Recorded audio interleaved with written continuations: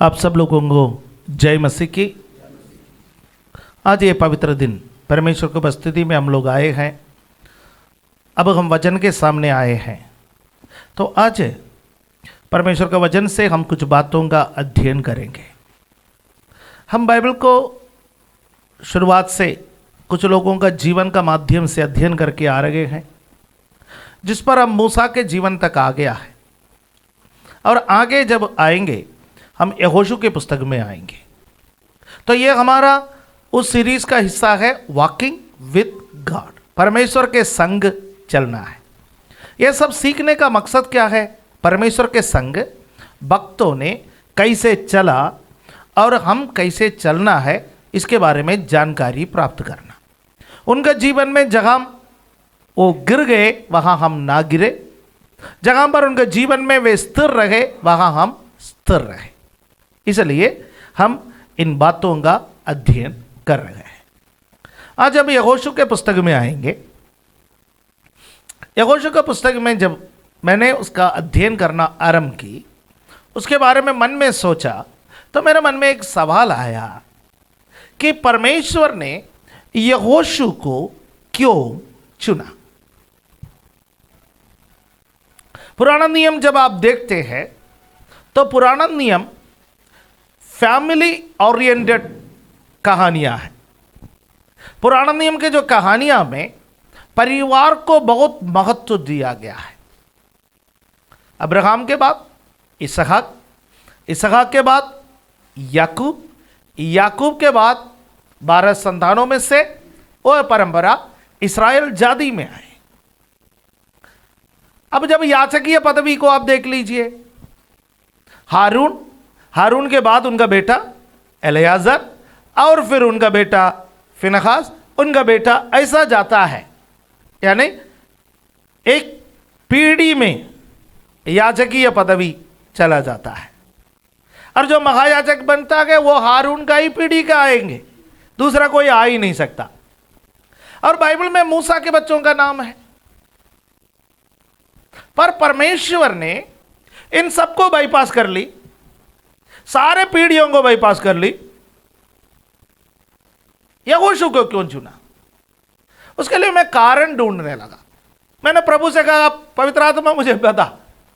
जब किसी बात को प्रभु से सीखना है तो आप बार बार प्रभु से बोलिए, प्रभु मुझे सीखा, मुझे बता।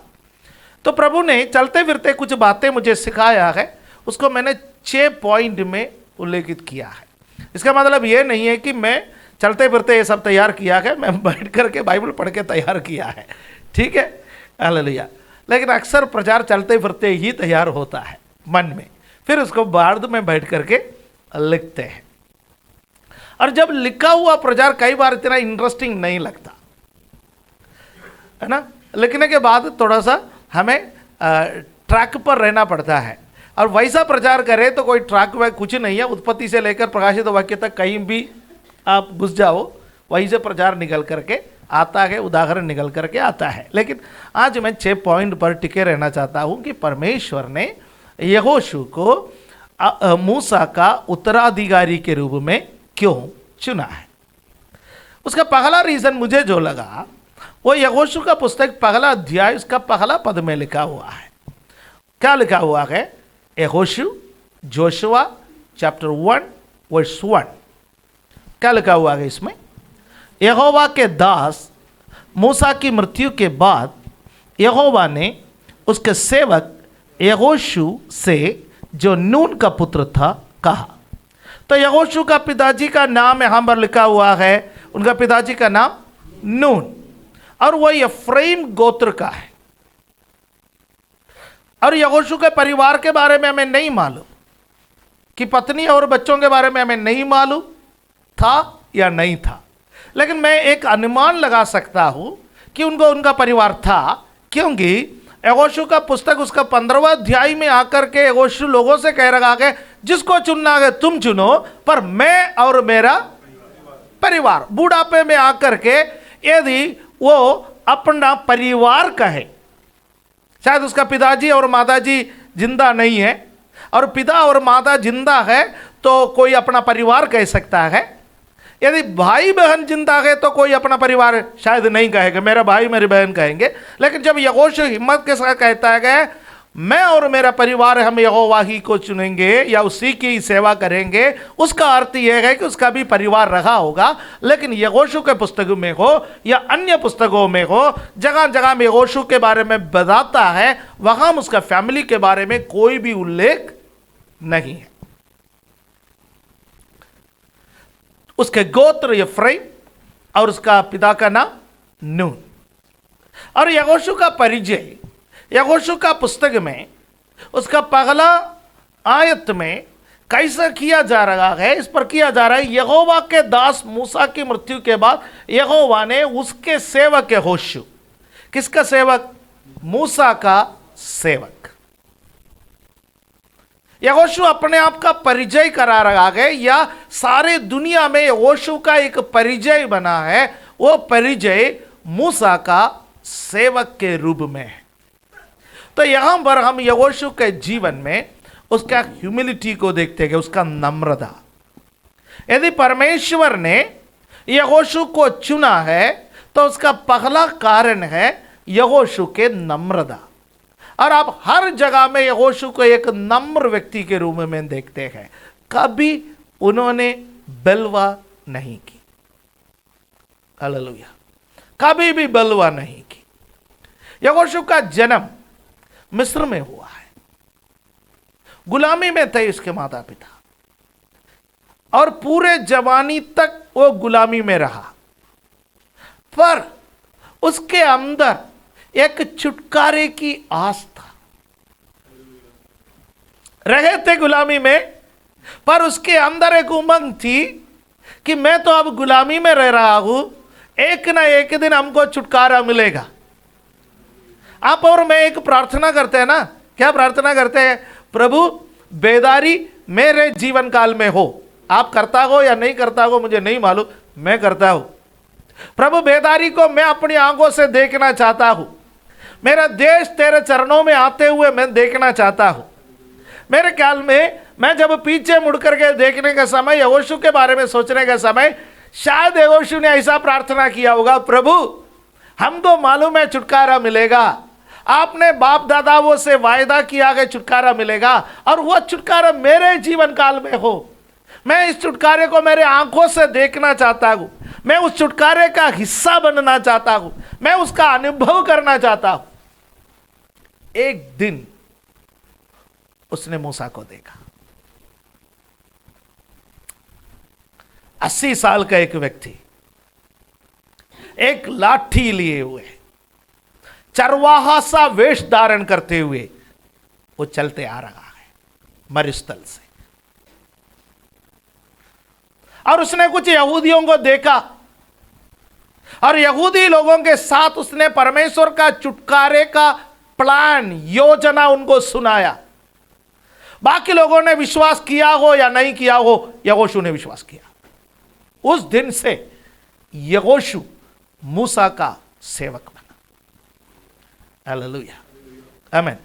याद रखिए, जब मूसा जब मिस्र से भाग रहा था, वो जो कपड़ा पहना हुआ था वो कपड़ा राजकीय वस्त्र था, है ना। अपना राजकीय वस्त्र पहने हुए वो भाग रहा था। वापस जब आ रहा था वो चरवाहे का वस्त्र पहने हुए वापस आ रहा था। हालेलुया, छुटकारे के लिए। वो चित्र हमारा प्रभु यीशु मसीह को दर्शाता है, जिसने अपना स्वर्ग की महिमा को छोड़कर मनुष्य का रूप धारण करते हुए, एक दास का रूप धारण करते हुए आपके और मेरे छुटकारे के लिए आया है।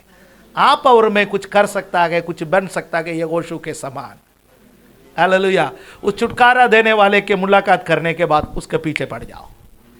हालेलुया। उस दिन यहोशू मूसा के पीछे पड़ा और मूसा के मृत्यु तक उसका पीछे से कभी नहीं हटा। लोगों ने यहोशू से बोला होगा, अपना टाइम को बर्बाद कर रहे हैं, ये कुछ नहीं कर पाएगा। फिर वो बड़ा ताकतवर है, फिर वो के पास अधिकार है, फिर वो के पास सेना है, फिर वो के पास घोड़ा और रथ है, फिर वो के पास कमांडिंग पावर है। ये चरवाहा सा दिखने वाला ये व्यक्ति वो क्या कर पाएगा? तू अपना जिंदगी को बर्बाद कर रहा है, कुछ और काम करना सीखे, बिजनेस करना सीखे। लेकिन यहोशू को एक बात मालूम था, हालेलुया, मैं जिसका सेवक बनने जा रहा हूं, मैं जिसकी सेवा में अपना जिंदगी को लगाने जा रहा हूं, वो इस्राएलियों को एक न एक दिन छुटकारा दिलाएगा। हालेलुया। उसका ह्यूमिलिटी, उसका नम्रता, मूसा के पीछे चलने के लिए उसने जो तत्परता दिखाए है, वो तत्परता उसमें से कुछ सीखे। हालेलुया। यीशु के पीछे चले, आज नहीं हो तो कल आपको छुटकारा मिलेगा, बिना संघर्ष से मिलने वाला नहीं है। मूसा आया, तुरंत छुटकारा मिला, ऐसा नहीं है। हम सब यही चाहते हैं ना, यीशु आए तुरंत छुटकारा मिले। सुबह चर्च में आए, कोई ना कोई हाथ रखे प्रार्थना करें, छुटकारा मिले, नहीं है तो शाम को बाबा बैठे हैं, तुरंत छुटकारा मिले। हम सब तुरंत छुटकारे को चाहता है, परंतु छुटकारा चाहिए उसका पीछे लग जाइए। हालेलुया। उसका सेवक बन जाइए, उसका सेवा करना सीखिए। यह नम्रता क्या हमारे अंदर है? आज उस नम्रता के लिए प्रार्थना करें। चलिए, टाइम जल्दी निकलते जा रहे, तो आगे बढ़े। और फिर हम यहोशू को पीछे से जब देखता है, तो हम निर्गमन का पुस्तक उसका 17वां अध्याय उसका 10वां पद में यहोशू के बारे में हम एक बात देखते हैं। निर्गमन या एक्सोडस 17:10, मूसा की इस आज्ञा के अनुसार यहोशू अमालेकियों से लड़ने लगा। राइट, मूसा की इस आज्ञा के अनुसार यहोशू अमालेकियों से लड़ने लगा। एक सेवक अब क्या बना है? एक योद्धा। हालेलुया। वो एक योद्धा था, एक फाइटर। आमीन। संघर्ष करने वाला यहोशू, लड़ने वाला यहोशू, योद्धा के रूप में दिखने वाला यहोशू। पृष्ठभूमि क्या है? इस्राएली मिस्र से छुटकारा पाए और वो लाल समुद्र को पार करके इस तरफ रफदीम में आए। जब रफदीम में आए हैं, वहां अमालेकी थके हुए इस्राएलियों को पीछे से आक्रमण किया, जिसके बारे में हम बहुत पहले अध्ययन किया है। और तब मूसा यहोशू से कहा, तू कुछ लोगों को चुन करके अमालेकियों से लड़ने के लिए जा, मैं पहाड़ पर चढ़ूंगा, तुम्हारे लिए प्रार्थना करूंगा। लड़ने के लिए तैयार हुआ। मसीही जीवन लड़ाई का जीवन है। मसीही जीवन संघर्ष का जीवन है। मसीही जीवन कांटों पर चलने का जीवन है। यहाँ कदमों पर फूल नहीं है, कदमों पर कांटे हैं।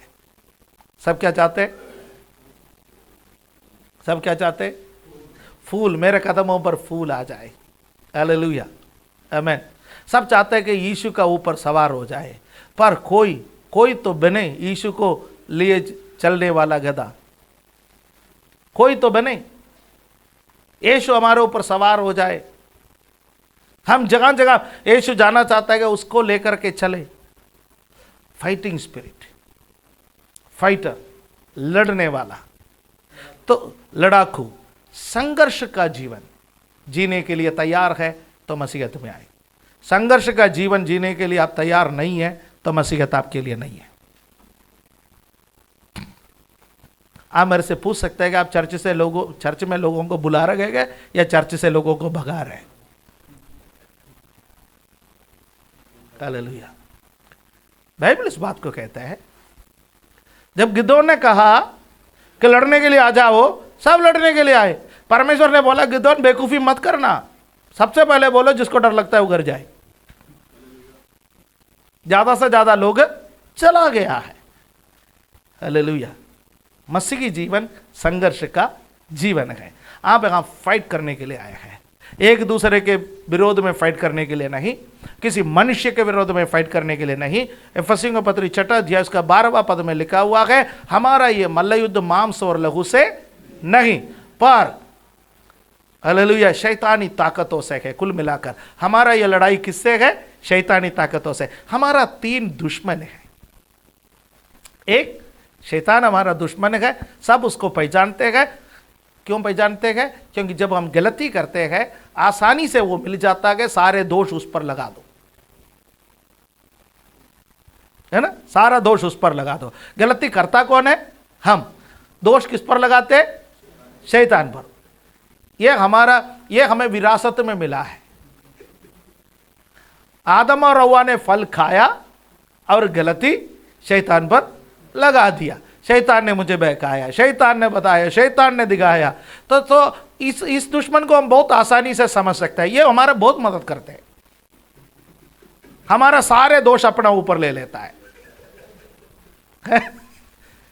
राइट? क्योंकि हम जो कुछ भी गलती करते, शैतान बहकाया, बोलो कहानी खत्म। पास्टर मेरे लिए प्रार्थना करो, पिछले सप्ताह शैतान ने मुझे बहकाया। तो पहला दुश्मन को हम समझते हैं कि ये कौन है? शैतान। दूसरा हमारा दुश्मन है संसार। संसार का अर्थ है संसारिक अभिलाषाएं। जो भी अभिलाषाएं हमारे अंदर संसार की ओर से आता है। संसार की ओर से अभिलाषाएं कैसे आता है? देखने से, सुनने से, सूंघने से, चखने से, स्पर्श करने से, पंचेंद्रिय, छूने से। ठीक है? तो इन पंचेंद्रियों के द्वारा अभिलाषा घुसते हैं। इसलिए प्रभु ने क्या कहा? यदि तुम्हारा एक आंख तुम्हें तकलीफ देता है तो उसको क्या करो? निकाल करके फेंको, क्योंकि दोनों आंख के साथ नरक में जाने से बेहतर है एक आंख के साथ स्वर्ग में जाना। यानी देखने से प्रॉब्लम है, देखने से सांसारिक अभिलाषाएं घुस रहा है भैया, ये तुम्हें नरक में ले जाएगा। बेहतर है कि आंखों में पट्टी बांध के चलो। राइट? यदि हमारा कान तकलीफ देता है तो भी वही सिस्टम है, हाथ तकलीफ देता है तो वही सिस्टम है। यानी सांसारिक अभिलाषाएं मनुष्य के अंदर घुसने के लिए हमारे इंद्रिय उसके लिए महत्वपूर्ण भूमिका निभाता है। इसलिए कहते हैं गांधी जी के 3 बंधन, अब 5 हो गया है। एक, बुरा ना देखो। दूसरा, बुरा ना सुनो। तीसरा, बुरा ना बोलो। फिर चौथा, बुरा ना सोचो। 4 ही है, 5 नहीं है, वो 4 ही है। सॉरी, एक वापस ले लिया, एक बंदर को मैं वापस ले लिया। राइट? तो ये इसलिए कहते हैं कि यानी पंचेंद्रिय, ये गांधी जी को भी, ये गांधी जी के बंदर इसलिए कहते हैं क्योंकि ये गांधी जी ने भी निकाल करके लोगों से यीशु मसीह के पहाड़ी उपदेश से कहा था। क्योंकि ये सब पहाड़ी उपदेश का हिस्सा है। जो चाइनीज डॉल आपको छोटा छोटा मिलते हैं वो पहाड़ी उपदेश का हिस्सा है। उस पर उसके सिर पर लिखो पहाड़ी उपदेश। एग्जैक्टली जितने भी उत्तम दान, जितने भी अच्छी शिक्षाएं आया है वो बाइबल से आया है। लोगों ने निकाल करके अपना लेबल लगा करके बोला है केवल इतना ही है। क्योंकि सर्वशक्तिमान परमेश्वर ने नियम, व्यवस्थाएं, कानून सब कुछ हमारे लिए दिया है। तो ये हमारा दूसरा दुश्मन। हमारा एक तीसरा दुश्मन है, वो हम स्वयं है, जिसको हमारा शरीर कहते हैं, है ना? तो ये तीनों हमारा दुश्मन है। इसमें से सबसे ज्यादा खतरनाक कौन है मालूम है? तीसरा व्यक्ति। शैतान को भी आप समझा सकते हैं, संसार को भी आप समझा सकता है, लेकिन ये दिल है कि मानता नहीं, ये नहीं मानता है, ये शरीर के अनुसार ये चलता है। ठीक है?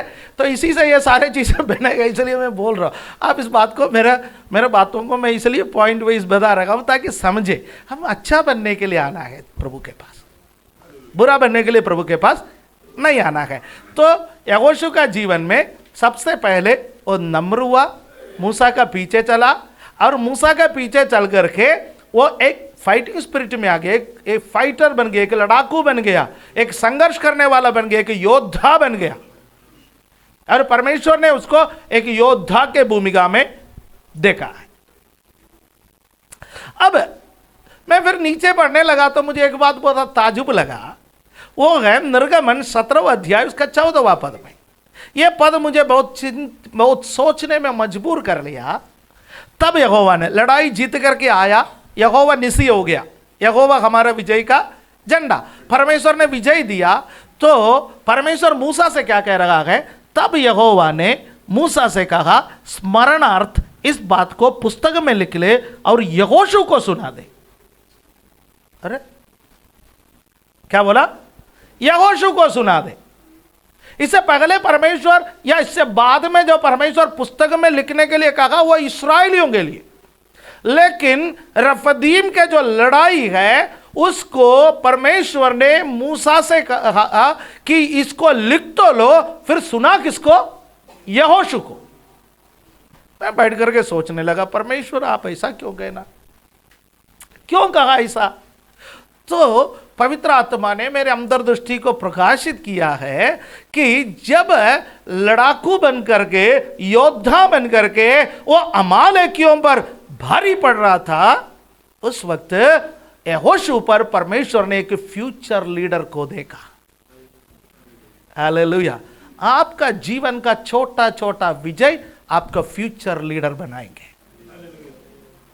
हमारा परमेश्वर ऐसा परमेश्वर नहीं है कि जो हमारे बहनें सुबह अपने घर के बाहर आकर के जज्जे पर खड़ी हो जाती है, कौन सी सब्जी वाला भैया जा रहे हैं देखने के लिए, फिर कोई भी जाए, XYZ कोई भी सब्जी वाला भैया जाए तो भैया रुक जाना, 1 किलो आलू दे देना। हमारा परमेश्वर ऐसा नहीं है। किसी भी चौराहे पर खड़े हो जाए, पगला व्यक्ति आ जाए, उसको पकड़ के लीडर बनाए। आज तो सारे दुनिया लीडर बनने के लिए निकले। आत्मिक जगत में तो हर तीसरा बंदा लीडर बनना चाहता है। बस 3 गाना और 2 भजन संगीता और 1 ढोलक, इतना तीनों आ जाए तो फिर पास्टर बन गया, अगुवा बन गया, लीडर बन गया। लेकिन मैं आपको बताना चाहता हूं, आपके जीवन के हर एक लड़ाई, चाहे वो छोटा हो वो बड़ा हो, परमेश्वर उस पर नजर रखे हुए है।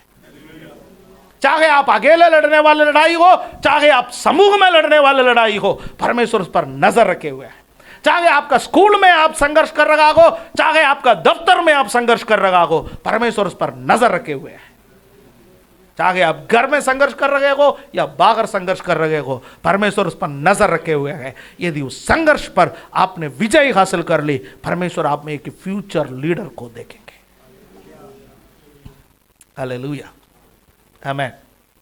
इसलिए परमेश्वर ने बोला, परमेश्वर को पहले से मालूम था कि मूसा रास्ते में लुढ़क जाएंगे और एक लीडर का जरूरत पड़ेगा, क्योंकि परमेश्वर आदि में अम्द को देखने वाला है, शुरुआत में सब कुछ समझने वाला परमेश्वर है। इसलिए परमेश्वर को पता था कि मूसा के बच्चे इस लायक नहीं है कि आगे इस्राएलियों का अगुवाई करे, या इनमें से कोई निकल करके नहीं आएगा आगे अगुवाई करने के लिए। मुझे एक मजबूत अगुवा चाहिए, उसके लिए मैं यहोशू को अभी से तैयार कर रहा हूं। मैं उनमें कुछ देख रहा हूं। हालेलुया, आमीन।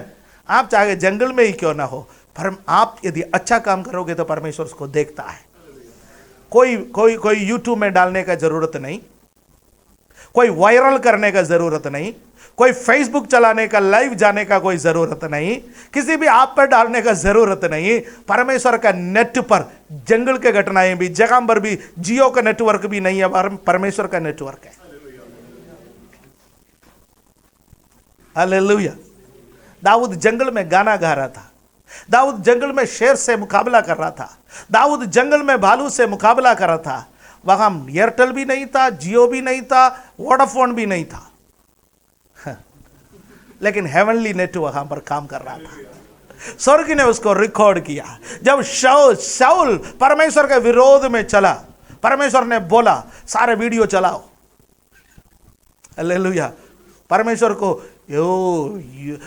को दाऊद का वीडियो अच्छा लगा। अच्छा, ये लड़का मूंछ भी नहीं आया, लेकिन लड़ता अच्छा है, कुछ करने की तमन्ना है इसके अंदर, इसको मैं राजा बनाएंगे तो ये इस्राएल में सुनहरा इतिहास का नायक बनेगा।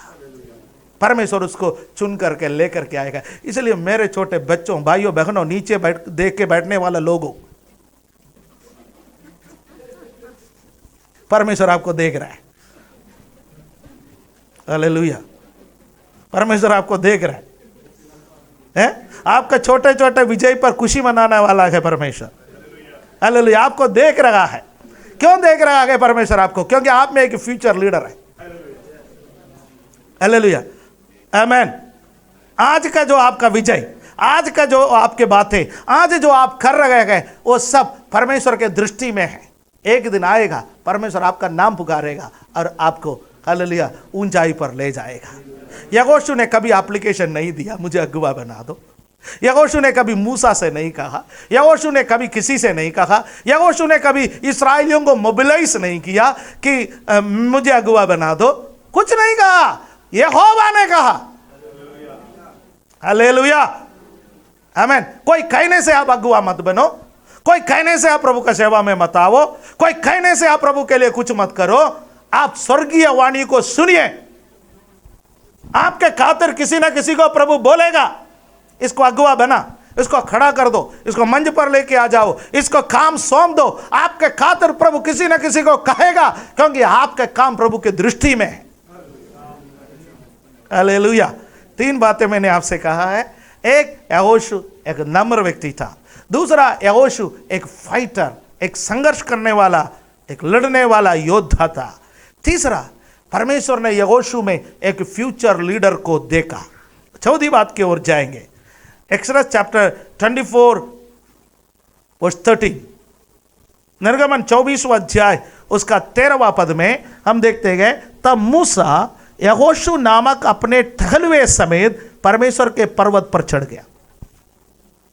आप यहां का पृष्ठभूमि को देखना। यह वचन पढ़ने के समय आपको कुछ भी ऐसा अजीब सा नहीं लगा है, लेकिन मैं बताना चाहता हूं कि यह जो अध्याय का शुरुआत से आप पढ़ना, परमेश्वर पर्वत पर आया है, सीनाई पर्वत पर, और पर्वत धुएं से ढके हुए हैं या भरे हुए हैं। आग, धुआं, गर्जन का शब्द, ये सब पर्वत से सुनाई दे रहे हैं या दिखाई दे रहे हैं। और परमेश्वर की आज्ञा है, मूसा लोगों को स्ट्रिक्टली बोल दो कोई भी पहाड़ को ना छुए। यदि कोई मनुष्य या प्राणी पहाड़ को छुएगा वो मृत्यु दंड का लायक है। Keep distance, keep safe distance. गाड़ियों का पीछे लिखे रहता ना कीप डिस्टेंस। ये सबसे पहले परमेश्वर ने कहा कीप डिस्टेंस। लोगों से बोलो सावधान रहे, पास आओगे जल जाओगे। पर मूसा को जब ऊपर बुलाया परमेश्वर पर्वत पर, उस वक्त मूसा के संग किसी को ले जाने का इजाजत दिया है तो यहोशू को। एक निश्चित दूरी पर हूर और हारून को भी परमेश्वर ने बुलाया। उसके बाद बोला इनको बोलो ये नीचे जाए, लोगों का देखभाल करे, पर यहोशू को अपने साथ रखो। जब हालेलुया परमेश्वर किसी पर फ्यूचर लीडर देखता है, परमेश्वर उसको मेंटर करना लग जाता है, परमेश्वर उसको आकार देना लग जाता है, परमेश्वर उसको सिखाना लग जाता है। और ये सीखने का अनुभव इतना अच्छा नहीं है जो लोगों में नहीं है। मैं आपसे एक सवाल पूछना चाहता हूं, 40 दिन मूसा नहीं खाया तो क्या यहोशू खाया होगा?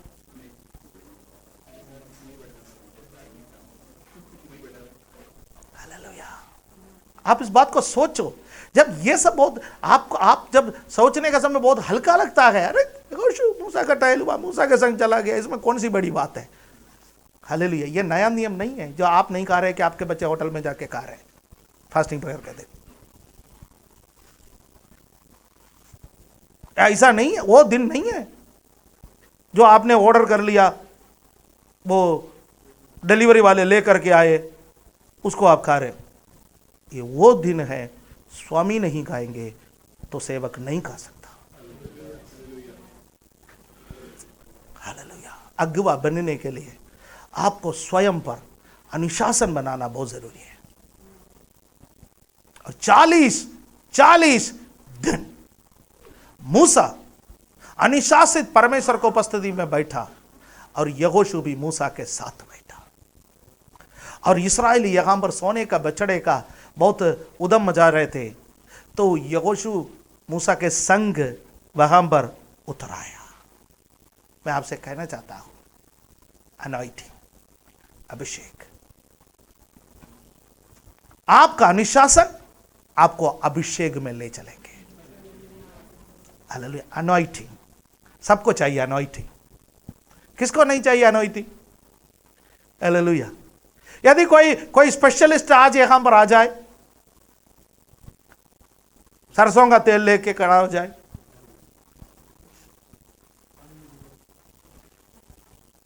पानी का बोतल हो, अरे कैस्ट्रोल ऑयल लेकर भी खड़े हो जाएंगे तो सब लोग आएंगे, अभिषेक मिल रहा है लो।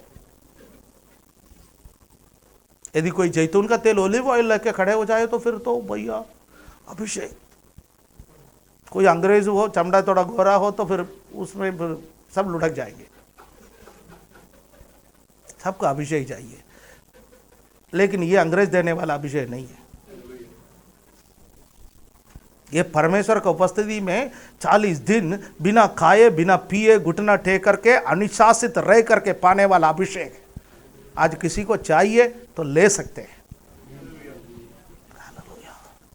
एक अनुशासन, बाइबल पढ़ने के एक अनुशासन, प्रार्थना करने के एक अनुशासन, पारिवारिक जीवन का एक अनुशासन, अपना जवानी का एक अनुशासन, अपना बुढ़ापे का एक अनुशासन, अपना बाहर का जीवन का एक अनुशासन, अपना स्कूल का जीवन में एक अनुशासन, अपना दफ्तर का जीवन में अनुशासन।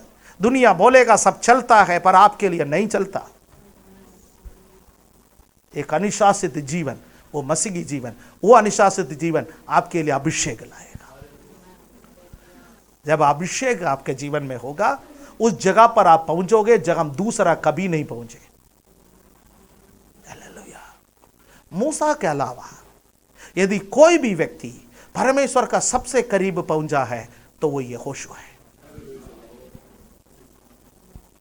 आप मैं जो बातें बोल रहा कि आप घर बैठ करके आराम से बैठ करके सोचिए, बाइबल का अध्ययन कर लीजिए। नहीं है तो मुझे भी थोड़ा समझाइए ताकि मैं गलत प्रचार ना करूं। मैं अगला जो बात बोल रहा कि उसको स्थापित करेंगे, राइट। मेरा अगला पॉइंट, मैं अभी जो सेंटेंस बोला गया उसको स्थापित करेंगे, ठीक है। लेकिन पहला पॉइंट क्या है? ह्यूमिलिटी, नम्रता। दूसरा क्या है?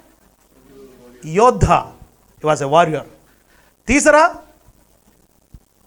परमेश्वर ने उस पर एक फ्यूचर लीडर को, भविष्य के एक अगुवे को देखा। चौथी बातें है उसका अभिषेक। कैसा पाया उसने इस अभिषेक को? अनुशासन, अनुशासित रह करके। हालेलुया। आज कोई अनुशासन में रहना नहीं चाहता है, सब खुलना चाहता है, लेकिन परमेश्वर के पीछे चलने में अनुशासन बहुत जरूरी है। हालेलुया। पंचवी बात, निर्गमन 33 उसके 11वां पद, एक्सोडस चैप्टर 33 वर्स 11, क्या लिखा है? और यहोवा मूसा से इस प्रकार आमने सामने बातें करता था जिस प्रकार कोई अपने भाई से बातें करे, और मूसा तो चावनी में फिर लौट आता था, पर यहोशू नामक एक जवान जो नून का पुत्र और मूसा का ठहल हुआ था, वो तंबू में से ना निकलता था। ये किस तंबू के बारे में बात कर रहे जी? ये कोरोना में पुलिस वाला सड़क पर लगा कर रखने वाला तंबू नहीं। ये निर्गमन का पुस्तक में सीनाई पर्वत पर परमेश्वर ने स्वयं नक्शा दे करके बनाया गया वो मिलाप वाला तंबू, जिस पर परमेश्वर की उपस्थिति दृश्य रूप में उतर आता था, लोगों को दिखाई देता था परमेश्वर की महिमा। और जब मूसा को परमेश्वर से बात करना पड़ता था, मूसा मिलाप वाला तंबू के अंदर जाता था, और मूसा परमेश्वर से बातें करने के बाद मिलाप वाला तंबू से बाहर निकलता था।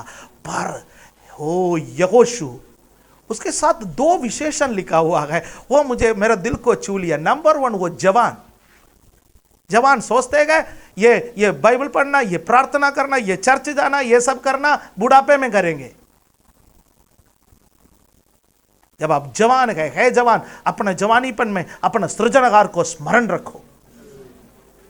हालेलुया। वो जवान यहोशू तंबू से बाहर नहीं निकलता था।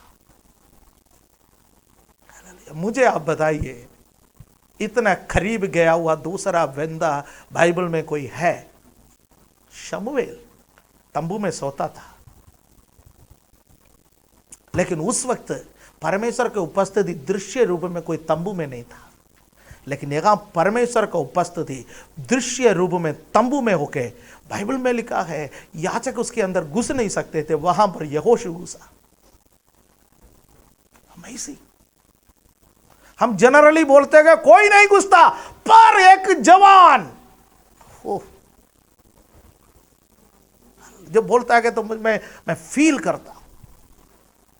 आप फील करता हो या नहीं फील करता हो, ये मुझे रोमांचित कर देता है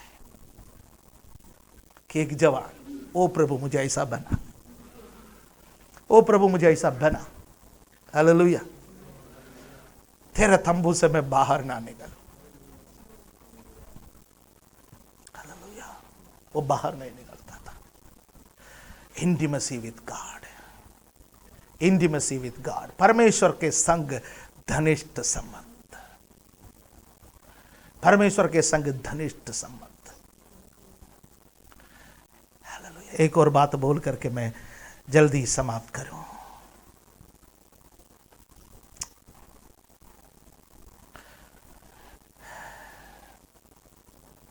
गिनती के पुस्तक 13 और 14 का कहानी पिछले दिनों में मैंने आपको बताया, इसलिए कोई वजन नहीं पढ़ने जा रहा हूं। कहानी यह है, इस्राएली लोग 12 लोग कनान देश का भेद लेने के लिए गए थे। वहां से 12 लोग गए थे। एफ्राइम गोत्र से यहोशू चुना गया और यहूदा गोत्र से कालेब चुना गया। बाकी गोत्रों से 10 और लोग थे, उनका नाम लिखे हुए। इन दोनों का नाम हम याद रखते हैं, बाकियों का नाम याद नहीं रखता है। याद रखना भी नहीं चाहिए। हालेलुया। हमें उनसे कोई लेना देना नहीं जो अविश्वासी है, हमारा लेना देना विश्वासी से है। और जब वापस आए रिपोर्ट बताए तो यहोशू और कालेब दोनों सकारात्मक बातें कहे।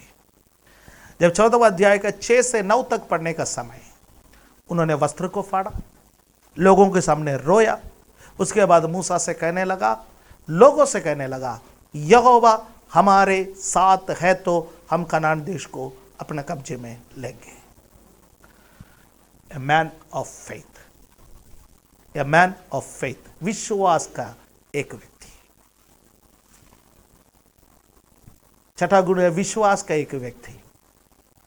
हालेलुया। प्रार्थना करने का समय आपके पास विश्वास है? बाइबल पढ़ने का समय आपके पास विश्वास है? बीमारियों से लड़ने का समय आपके पास विश्वास है?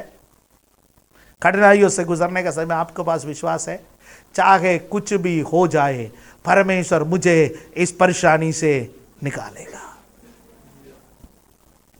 कई लोग प्रार्थना के लिए आते हैं, नए लोग आते हैं, पूछते हैं, पास्टर जी ठीक हो जाएगा ना? और कुछ करे? ठीक हो जाएगा ना? और कुछ करे? मतलब क्या है? आप समझ रहे ना मतलब क्या है? आप हैंडल कर पाएंगे? चर्च हैंडल कर पाएंगे? ये प्रार्थना करने वाला हैंडल कर पाएंगे? हमारे पास दूसरा भी ऑप्शन है। हालेलुया। अक्सर हम कहते हैं कि अजमाओ ही, फिर आपको विश्वास है तब आना, क्योंकि हम किसी का गारंटी नहीं ले सकता है। हमारा गारंटी हमारे हाथ में नहीं है भैया, हमारा गारंटी परमेश्वर के हाथ में है। तो जब जिसके हाथ में अपना गारंटी नहीं है वो दूसरे का गारंटी क्यों ले? हम तो आज भी मरने के लिए तैयार है, 10 साल के बाद भी मरने के लिए तैयार है, 10 मिनट में भी मरने के लिए तैयार है। हमारा गारंटी हमारा हाथ में नहीं है, मर्जी उसकी है।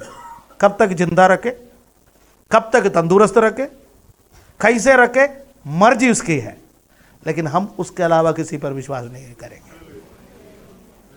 यहोशू मैन ऑफ फेथ, विश्वास का जन। यदि यहोवा है तो हम जीतेंगे। यहोवा देंगे ओके, नहीं देंगे तब भी ओके, हम उसके अलावा किसी का दंडवत नहीं करेंगे। आज कोई प्रार्थना करे, प्रभु मुझे नम्र बना, प्रभु मुझे योद्धा बना, प्रभु मुझे भविष्य का अगुवा बना, प्रभु मुझे अभिषेक दे, मुझे अनुशासित कर, आपके साथ एक घनिष्ठ संबंध में बनने में मेरी सहायता कर। मुझे प्रभु आपका एक पवित्र विश्वासी बना, मैं एक विश्वास का जन बनूं, मैं एक विश्वासी बनूं, उसके लिए मेरी सहायता कर। आंखों को बंद करें।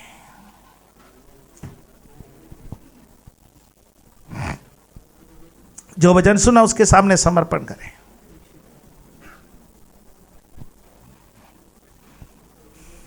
आज प्रभु ने किसी न किसी से तो बात की।